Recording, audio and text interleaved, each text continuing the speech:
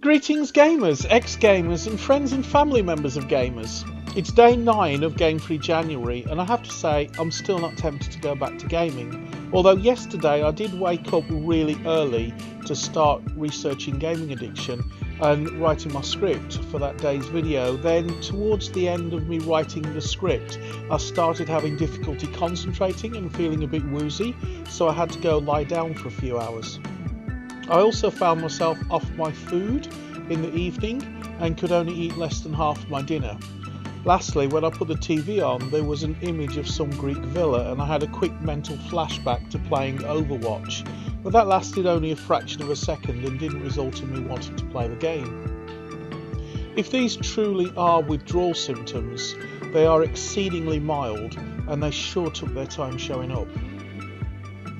In yesterday's video I talked about cravings and how the addict's own brain holds him or her prisoner, simultaneously bribing the addict with the promise of extreme pleasure and blackmailing with horrible withdrawal symptoms. In this video I'd like to talk about the second phase of the cycle of addiction, which is indulgence. When the addict succumbs to the temptation created by the cravings, there is a hit of pleasure from the nucleus accumbens involving the flood of endorphins, followed by a return to normality because the withdrawal symptoms are gone.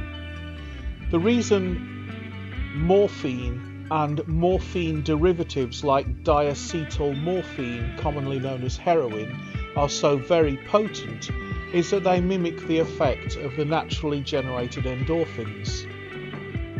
Often though, the pleasure isn't quite as pleasurable as promised in the cravings phase, which can cause the addict to want to increase the amount of indulgence, resulting in a binge session. This guilt-free indulgence comes with justifications including "I've earned this" or "I deserve this", along with "I'll make up for this with extra abstinence tomorrow", although during this phase any excuse will do. In fact, the very thought of doing better tomorrow motivates the addict to do worse today. It's like promising yourself your diet starts tomorrow and therefore today is the last day to pig out. The indulgence phase usually begins with a trigger. It could be a sight or a smell or a taste or a word or phrase that triggers a memory of the addictive behaviour. For me, that sight of a Greek villa on some travel show reminded me of the map in Overwatch called Ilios. A sight triggered a memory of the game.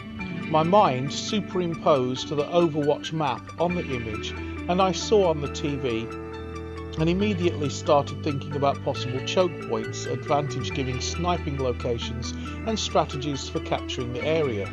This was all over in a fraction of a second, but if I were an addict, this could well have led to a strong temptation to play the game. This leads me to the next phase called ritual. An addict often has a ritual associated with the indulgence. This could involve things like a compulsive gamble of putting on his or her lucky shorts or lucky shoes. Some gamers love to get a large fizzy caffeinated drink or snacks to set down next to the computer so that they don't have to be distracted with inconveniences like hunger or thirst during a gaming session. When a new expansion of World of Warcraft is about to come out, a day or two before I'm stocking up on family-sized bags of crisps, Pringles, chocolates, 2-litre bottles of high sugar, high caffeine fizzy drinks.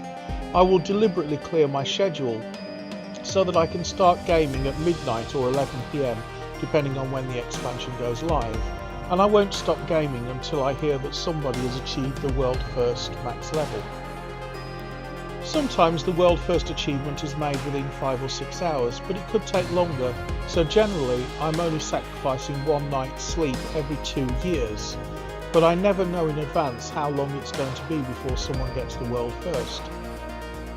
In our family, the release date for the next World of Warcraft expansion is almost as big a deal as Thanksgiving in the USA or Christmas in the UK. For normal gaming, my ritual tends to be putting myself in a comfortable position, firing up the gaming PC or turning on the console, putting my headphones on, and selecting where I'm going to put my fingers, which will vary depending on what game I'm playing, and double clicking the game icon. Video games tend to be quite large and take time to load up, so there is often a loading screen as the game loads. For some gamers, this is an annoyance, causing an unpleasant sensation as the gratification they are expecting is delayed.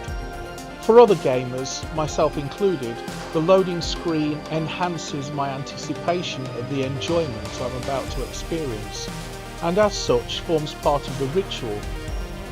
Game developers are still unsure as to how much the loading screen enhances the gamer's enjoyment, which is evident in the wide variety of effort put into loading screen artwork. Some developers have a simple graphic or just a title, others have beautifully crafted static artwork, and some employ amazing cinematics which can be skipped once the game is loaded. Some are even experimenting with incorporating mini-games into the loading screen.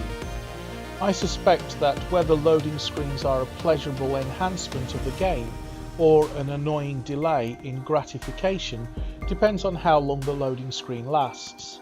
On slower computers, people are more likely to just walk away from their computers and make a cup of tea or coffee, or tab out and watch a YouTube video while the game's loading.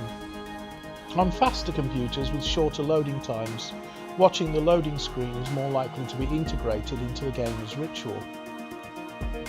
The point of the ritual is to get the addict in the mood for maximum enjoyment of the indulgence. For the addict, the ritual brings about an anticipation of the pleasure that is to come, which addicts sometimes find more enjoyable than the actual partaking. Rituals can last for minutes, hours or days, culminating in the climactic moment when the craving is finally gratified. Following the gratification of the craving, the level of neurotransmitters in the brain is greatly enhanced. This sated relief is the part an addict has been looking forward to. The brain is often filled with endorphins or endorphin-simulated drugs, leading to a temporary state of euphoria. Even though addiction is a trap, the addict is at least temporarily free from the pain of the cravings and can also escape from the monotonous, painful or traumatic experiences in their lives. When the euphoria has worn off, the addict is left in a state of mental and emotional clarity, as the brain now has the appropriate levels of neurotransmitters to function normally, and this is the stage where a lot of addicts see clearly their problem and make the decision to quit. Unfortunately, as the brain adapts to the source of the addiction, the level of euphoria and the length of time the addict is in a state of mental clarity is reduced. Psychologists studying addiction call this adaptation tolerance. Due to the build-up of tolerance, the addict needs to up the dosage in order to attain the same level of euphoria and clarity. On top of this, any problems that the addict was trying to escape from have probably intensified, meaning there is an even greater need to escape into the pain-numbing, euphoria-inducing embrace of the addiction, leading to binging. During the emotional clarity following a binge session, the addict may well resolve to quit the addiction in a state of mind I like to call the morning after resolution. Oh God, never again! If you feel you might have a problem with excessive gaming and are worried you might be developing an addiction, why not follow along or try out this simple test of going game-free for a month? Remember, it can be any month and you don't have to start on the 1st. Why not post a comment and let me know how you're doing, and don't forget to hit that subscribe button. But as for me, big fat hairy 8 days and counting non-gamer, I'll look forward to seeing you in another video.